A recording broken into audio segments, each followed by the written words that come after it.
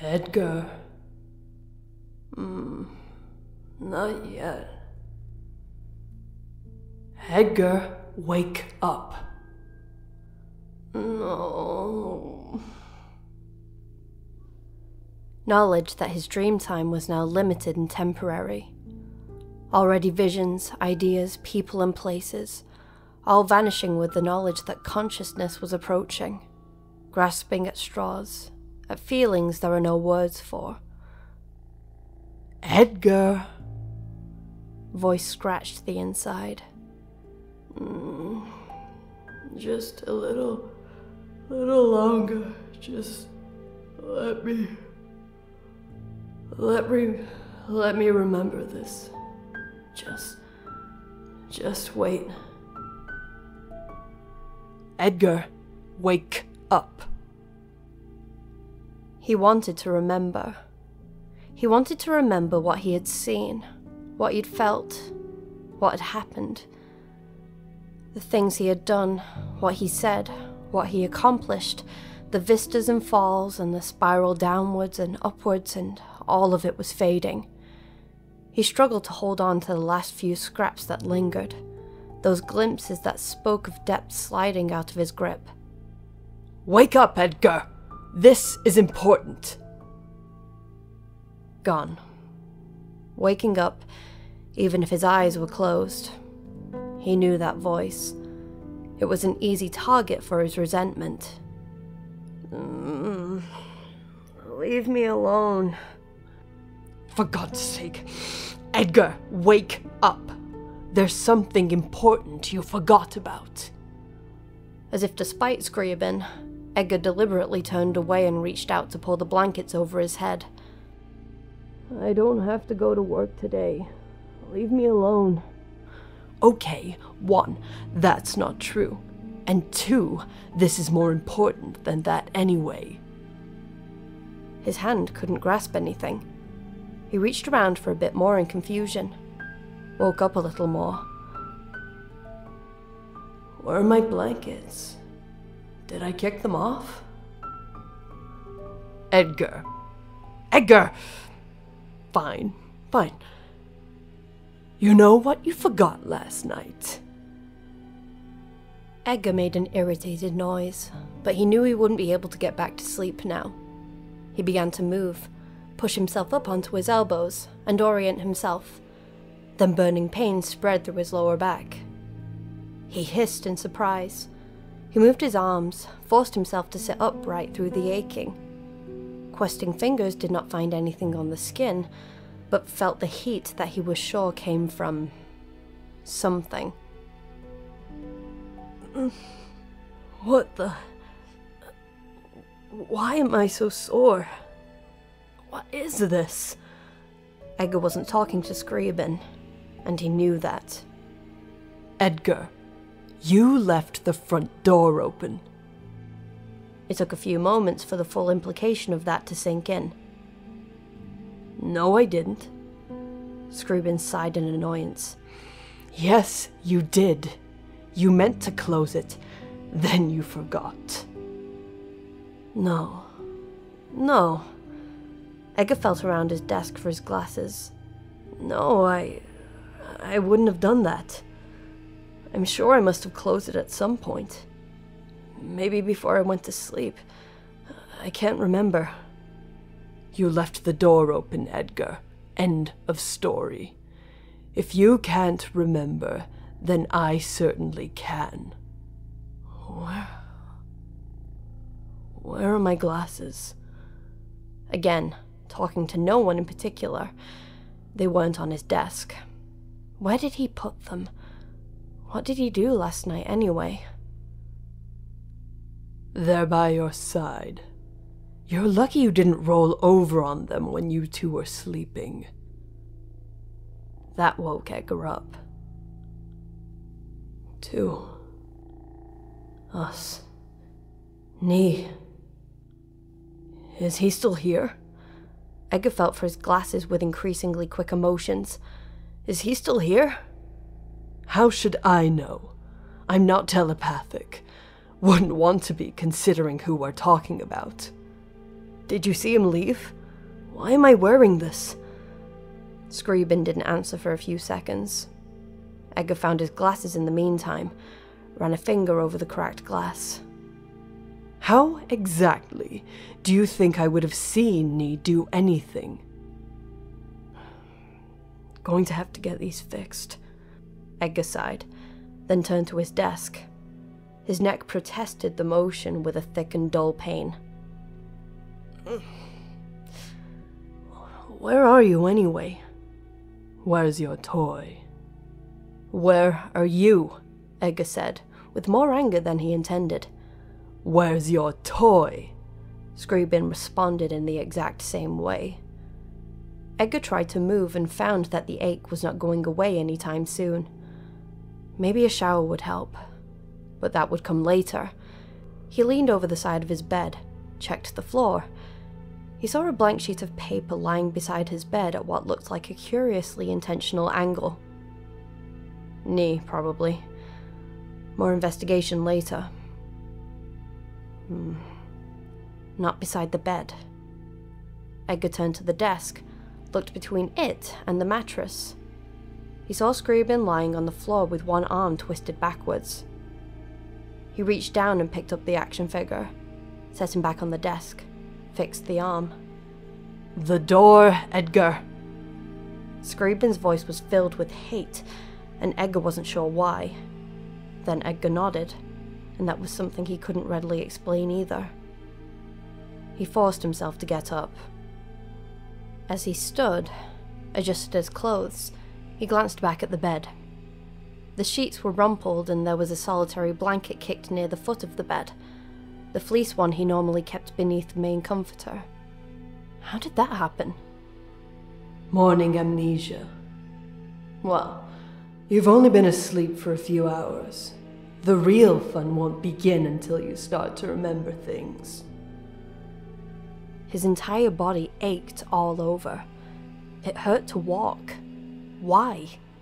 He hadn't engaged in any strenuous activity. Although, on second thought, he had been in his share of tense situations lately. Do you want to know what happened last night? Couldn't remember much of anything. The last thing he could recall was the sound of Scriabin yelling at him, drowning out everything else, and after that everything got blurry. He remembered talking with Nee about something, but he couldn't really remember what. You two talked about solving problems. The hatred was slowly fading into amusement again. Scriabin knew how Edgar would react. That was how he sounded. You were side by side on the bed, talking. He said he wanted to be you. Edgar groped for the doorknob of his room and kept missing. Needed to wake up more. Maybe coffee. It was still fairly dark outside. He looked back and saw that outside was a dark grey. Rain? That's right. It had rained the previous day. It must still be raining now. No lights. That's why it was dark. You fell asleep while he was talking. Scriabin's voice got softer. He watched you for a few minutes, started crying, babbling on about you, about how he was going to hurt you, just like I said. Somehow, I don't believe you.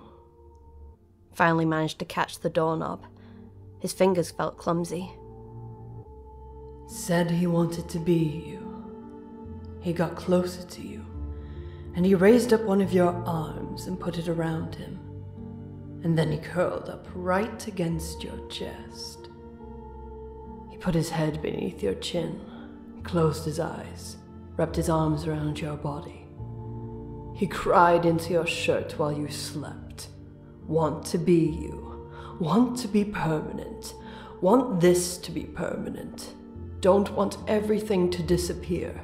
Don't want you to disappear. To break. Still don't believe you. Edgar yawned, and took a few steps out into his hallway. The carpet felt cool, from the water from their clothes before. That must be it. He walked towards his front door, rubbing his eyes. Why should I believe you? He touched your hair and your face, those scars beneath your eyes, and then he slid a hand underneath your shirt. Oh, stop it, Edgar thought with irritation. You try too hard. Then why are you so sore? He could hear the smile in Scriabin's voice. Can't tell me that, can you? Unless you were awake that night, and you did something you don't want to remember. Almost to his front door when he realized it was closed. And denial is what you do best. Easy to erase memories. Easy to pretend it never happened if you regret it. Why is your lower back sore in particular? Are you curious? It's not working. I know he'd never do that. He'd never want to do that. Nice try, though. Edgar felt strangely calm as he stared at the door that he now distinctly remembered not closing. He'd never want to do that to me. With you. To me. Is that it? Scriabin said slowly. Is that where the real crux of the problem lies? The fact that Nee's feelings are a certainty for you, that they could never lead him to touching you, that he could never ever feel any kind of sexual attraction for you, that that's real, and therefore the real issue, the real reason you deny and insult and divert, all of that is because you don't know how you feel. You can't trust yourself. Is that it, Edgar? If I changed the story around, if I changed it just that bit so that you were awake, and while Johnny lay across from you, you reached out a hand and brushed the hair from his eyes, that you reached out and pulled him close to you, would that make the difference? The thought that you of all people in the world, wanted it. Is all this fear of yours the fear that you could want it? Not even that you do necessarily, but that you could. Not the same rhythm, intensity, biting venom from last night, but it still hurt. He closed his eyes. When?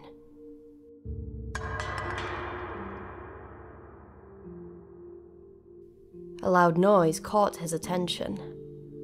Edgar turned towards his kitchen. Kneeling on the counter, hands hidden inside one of his cupboards, was Johnny. He was staring at the dropped can with some measure of resentment. Oh, Nee. Edgar yawned again. Johnny turned to stare at him, and his eyes widened. Had he really not noticed him before? Edgar, Johnny said with some awkwardness, then picked up the dropped can. He put it back into the cupboard without a sound. I'm surprised you're awake. I'm surprised you're here. Yeah. I was going to check if the door was closed. Did you close it? That was a stupid question. Too late now. Just wanted to make sure. Johnny kept staring at him and nodded slowly.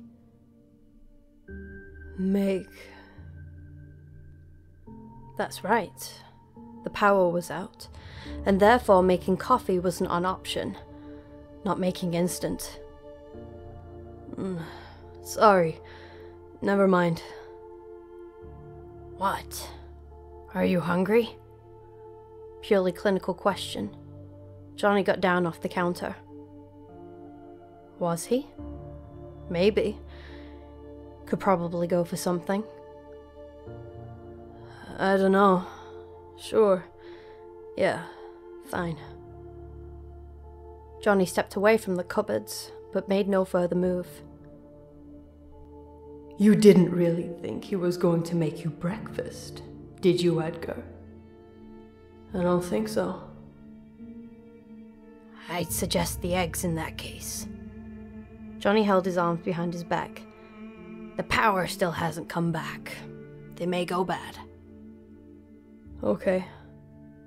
Edgar nodded at what he hoped was Johnny's general direction and walked towards the fridge. That's right. All the perishable food.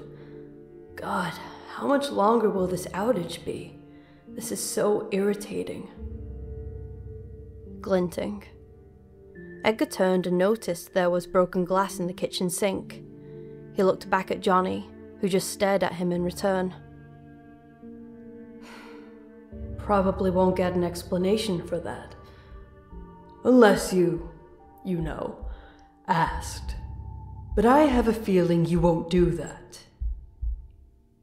Normally, he would have felt a little more self-conscious as he gathered utensils and such from various parts of the kitchen, but he still felt exhausted. The aching didn't help any. He thought his muscles were twitching for a moment, but then realized that the motions were too rhythmic. His heart. He could feel his blood beating through his skin. Thankfully, he had a gas stove. The previous tenants had been less than careful with it, which is what probably led to their eventual eviction. The landlord barely gave Edgar a second glance before handing him the keys. At the time, Edgar thought it was because he appeared responsible. Now, shook his head. Now, the white sign with the white letters. I keep hearing words, faint words, not in a voice that I recognize. From somewhere deep, somewhere very deep. Purpose, suicide, torment. Do you know anything about this? Too tired to think too hard. Was probably going to eat, then go back to sleep, if that was okay. If it's okay. Johnny left the kitchen at some point. Edgar wasn't sure when. One moment, he could feel his eyes burning into his back. Then the next, he could hear the television. He didn't hear him turn it on, then guessed that maybe it had been on the whole time. He wasn't exactly paying a great deal of attention. An obligation. Something biting at him. Had to do something. What was it? Had to... that was it. Nee, do you want anything while I'm doing... cooking? Edgar felt around his cupboard for the matches. I can make you something, if you want. No. Very brief response. Was that aggression? It was too early for this. Late. That in itself was annoying. What time was it? Again, the wish for a watch.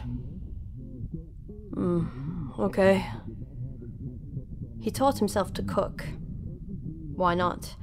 Nothing special, but enough. It's not like you had anything better to do with your time. The burner clicked. Wanted the match to stop the gas flow. A flick of the wrist, and it was done. How long can eggs last unrefrigerated anyway? Got the impression that he shrugged. Somehow. Scriabin didn't have a body. What was he talking about? Too tired. God, his back hurt. A real quiet death would just be to leave the burner on. Block up the windows. Let the gas fill the room. Where did that come from? Could have happened last night. Nee could have just carefully blocked all the entrances, then left the gas running and left. Or stayed. Maybe he'd die with me.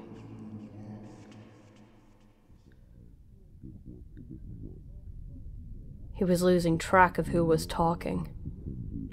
Stop imitating me. I mean, stop imitating my voice. He narrowed his eyes. It's just... cut it out. Yes, such a vicious and cutting remark will surely stop me in my tracks. That's better.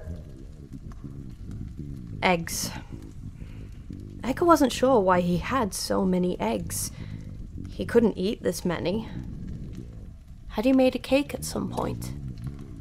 Was that why he had almost a dozen eggs in his fridge? When on earth would he have made a cake? Why don't they sell eggs in packs of 6? It would have been convenient if Nia wanted some eggs. Less of them spoiling. Even if he never would have had a use for what seemed at the time an unreasonable amount of eggs, he didn't like the idea of wasting them. That's why you never throw anything away. I do too. I just don't like wasting food. I present as Exhibit A your hall closet. He tried to think of anything else he could have put on eggs that would help empty his potentially spoiling fridge, but all he could think of was cheese. He was pretty sure the cheese would be fine.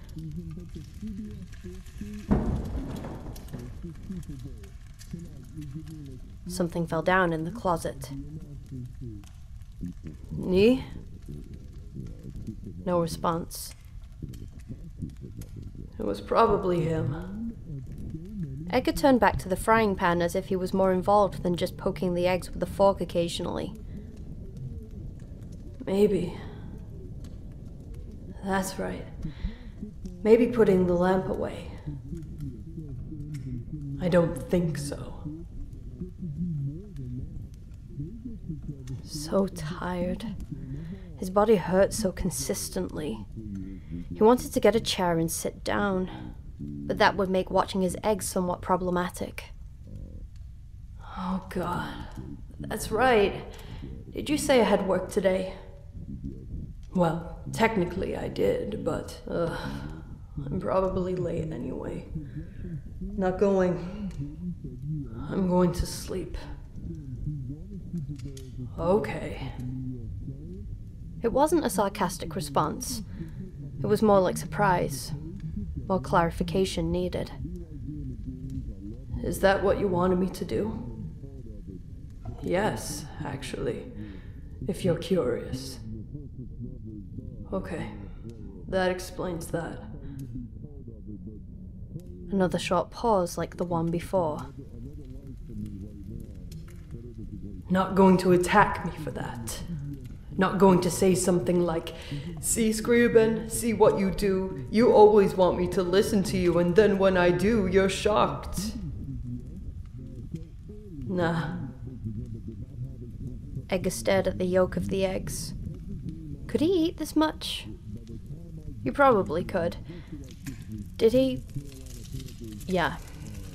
There were definitely 3 eggs. Probably fine. He got the strong impression that Scriabin was somewhat disconcerted by the conversation. Tired. He poked the intact yolk and watched as it began bleeding over the tines of the fork. Thick yellow fluid pooled and the yolk disintegrated. Disappeared. Now just yellow-white. Scrambled now. Some quick motions of the fork, and what he'd done was quickly erased. No harm done. He looked over to the television, caught sight of Johnny and his hair backlit with flashing colours. It looked like antenna from here. He was probably done with the closet, whatever he'd done in it. He rubbed at his neck. What on earth had he been doing last night? He didn't remember anything. Then again, the last time he had slept was before the phone call, and after that... Too much stress and tension. That was it.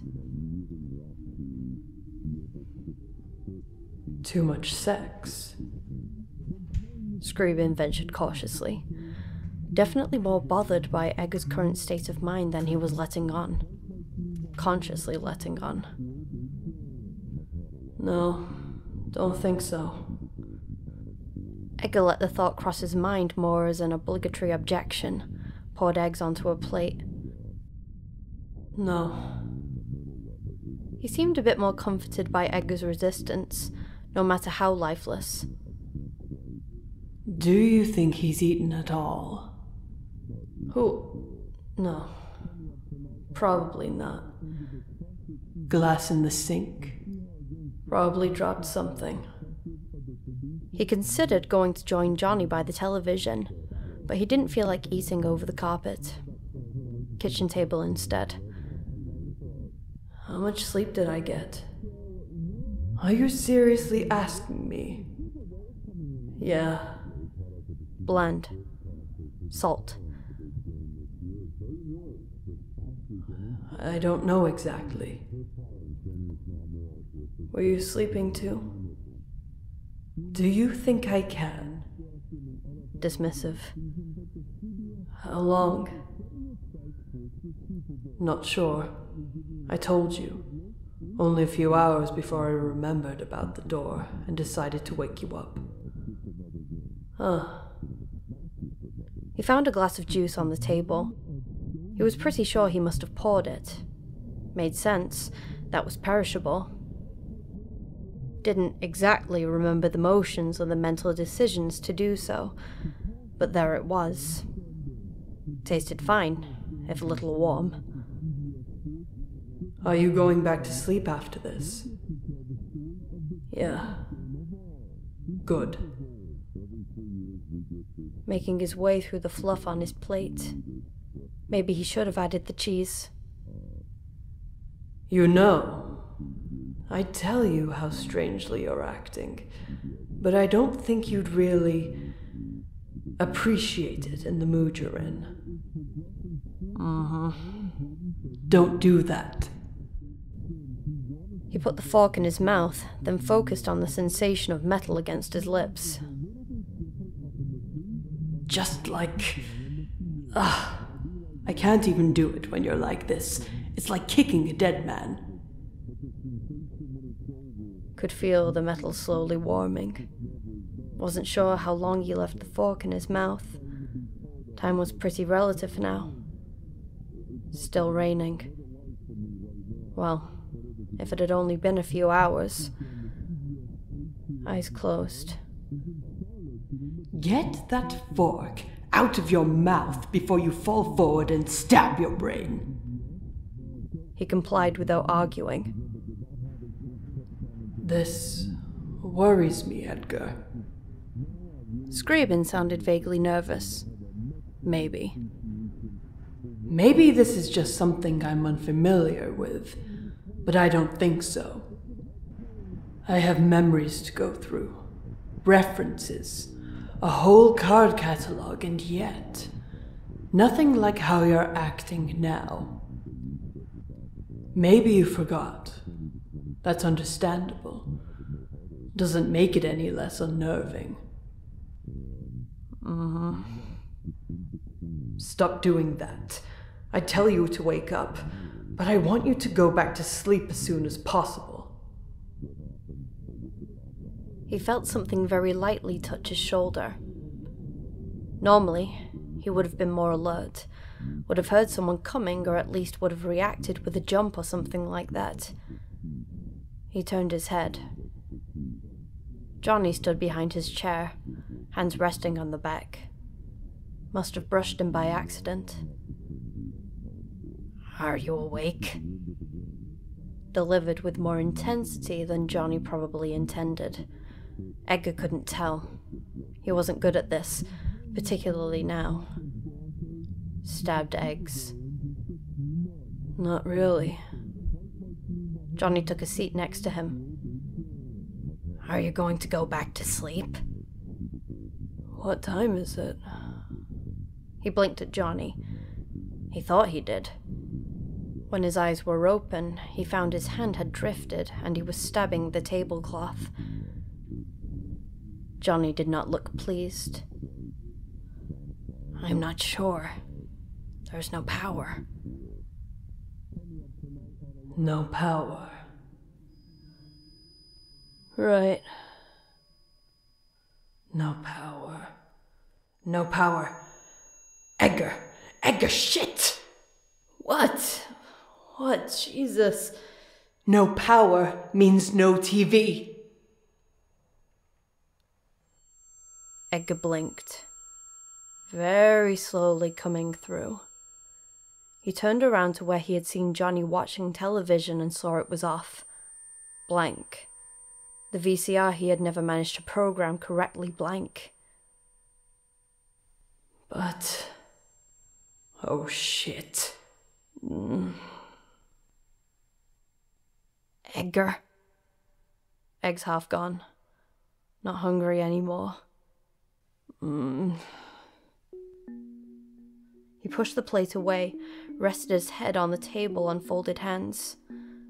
Nee, what were you doing? Nothing. His voice was very quiet. I wasn't doing anything. I organized your cupboards. No, I mean... God, I need to sleep. Everything's getting all... But we heard it, and he was watching it. If it wasn't on, then what was he doing? Fuck! This shouldn't be affecting me. I shouldn't have seen that. Shit! The door. Yeah, the door. You shouldn't swear so much. The problem with thinking is that it can be so hard to control. Scriabin completely ignored him. What were they talking about? God, why does my back hurt? Ugh! Edgar felt a sudden intense burst of rage that he couldn't even begin to explain. He ended up slamming a clenched fist into the table once sharply before he realized what he was doing. Rage gone as quickly as it had come, and he automatically checked to make sure his glass was upright. Hadn't spilled. He liked this tablecloth. Knee. He turned and saw him staring. Johnny looked hurt somehow. It's not you. It's just... I'm tired. This doesn't make any sense. I'm just... going to sleep. I'm going back to sleep. How much do you remember from last night? His voice, suddenly unfamiliar, grating, piercing, hate. Edgar, go to sleep. Stop thinking about it. Shut up. Don't tell me what to do. Frustration quickly diverted towards Scriabin. I don't know. I don't know right now. I'm tired. Not in the mood for answering questions. Mild resentment at the implication that he would know the answer to those questions anyway. No reply from anyone. You didn't sleep, did you? Edgar wanted his arms to move. Wanted to lift his head back up and at least get back to his bed. But nothing. The aching didn't exactly motivate him. No. Johnny smiled weakly. Uh-huh. Makes sense. Pushing muscles. His heartbeat shook his body. Burning. Maybe I don't know. Just... tired. Your back hurts? Yeah. Okay. Getting up now. He hoped saying it out loud would motivate him to move. His arms still refused to comply. Still had his head on his hands. and the pain in his back was steadily spreading up his spine, through his shoulder blades, crawling up his neck. Had to get up before it got too far. Had to get up. Johnny gently shaking his shoulder. "Don't fall asleep here. That won't help." His eyes had closed again. His back still hurt. Body hurt. Right. Edgar blinked hard, focused on the pain to keep himself up, keep himself awake. Pushed at his muscles. Pushed, but nothing happened. Getting up now. Not getting up now. Pause. No movement. Eyes still open. Follow Johnny's thin wrist, protruding bone, veins and white. White. Hey. You put the gauze in, then. Put the gauze on, I mean. Edgar thought maybe he smiled, although he couldn't think of any reason why that wasn't stupid at the time. Johnny blinked, then stared down at his bandaged wrist. Right. It burned a little. Yeah, that's why I got it. His voice was drifting. He was drifting. I got the gauze, I mean. Thought you should, but didn't say. Pause again. Johnny tapped a thin finger against the cloth, watched tendons flex beneath the gauze. Why not? I don't know. You seemed angry, I guess. Didn't want to bother you. Another pause. Edgar fell asleep again, he was sure. The crawling pain was back, moving over his scalp. Spiders. Claws on his shoulder. Edgar, don't sleep here. Go to bed. I can't move. Edgar wasn't sure why he sounded so nonchalant, and it scared him. First real emotion he could remember. Automatic unconscious explanation, logic, excuse, cover-up. I guess it hurts too much. I'll get up, though. I will. Johnny looked concerned. He could feel Scriabin's concern, although he didn't say anything. I just can't get started. Can I ask you for help? He wasn't quite sure who he intended the question for. There weren't any other sentient beings in the house that he was aware of, yet somehow he got the impression he was asking the juice glass he was staring at so intently. That may have been why he was so surprised when he got an answer. Johnny didn't say anything, but he did move. He reached out and pulled Edgar's hands out from beneath his chin. The motion was enough to get Edgar moving somewhat. He leaned back in the chair, and his body screamed in response. Stronger than he looked. He remembered thinking that a long time ago, when he woke up in the machine. Frail looking, but terribly strong. Johnny pulled him out of the chair without much grace, quickly looped Edgar's arm around his shoulders. The chair might have tipped. Edgar wasn't sure. There was a lot of noise at the moment. Memory of strength broke through that frail image.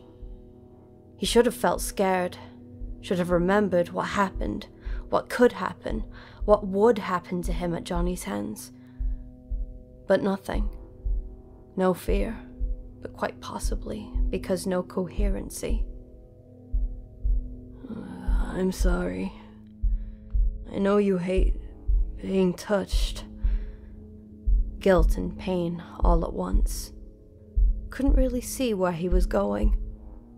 Stumbled through to Edgar's bedroom. God, he hated making pained noises.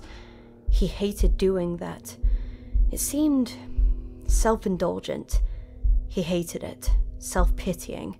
Surely Scriabin would approve of such criticism. Couldn't help it, though. The aching made it hard for his legs to move at all. Occasional soft grunts of pain that he tried to hide.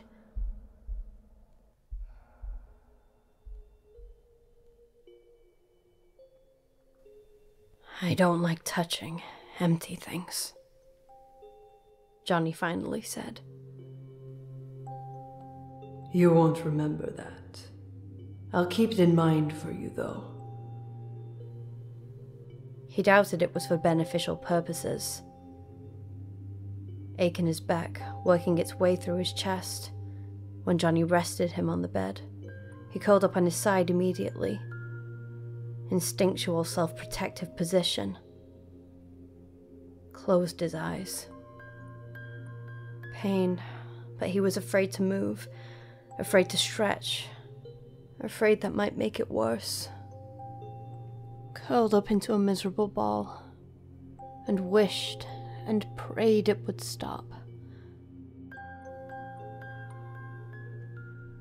Not sure how much time had passed.